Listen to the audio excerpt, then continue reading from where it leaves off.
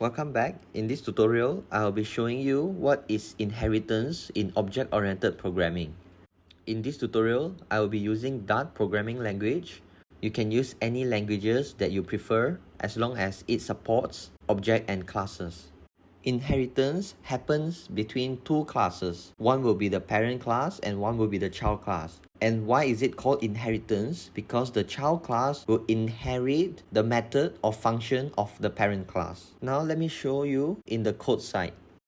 Firstly, I will create two classes, one named as parent and one named as child. In my parent class, I will create a speak function where it prints out something.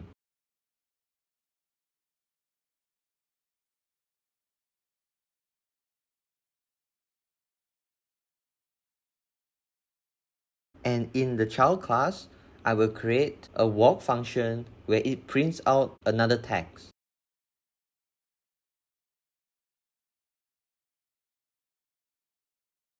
So here I have created two classes and each with its own function, and currently inheritance is not applied yet. Now I will be creating an instance of a child class.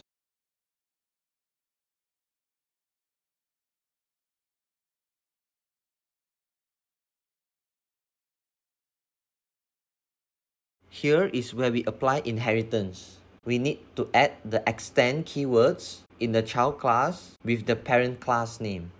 When we add the extend keyword, the inheritance relationship is born between the child class and the parent class. When the inheritance is established, now in the child A instance that we created just now, can now use or inherited the speak function from the parent class. When we run the program, as you can see in the console, the child A instance actually execute the speak method, which not exists in its own class. And this is inheritance in object-oriented programming. Inheritance is a very powerful concept because it helps you to reduce lines of codes. When your application get bigger, it saves up more and more lines and improve the performance of your application. There are actually more complicated inheritance such as multi-level inheritance, which will be covered in the future.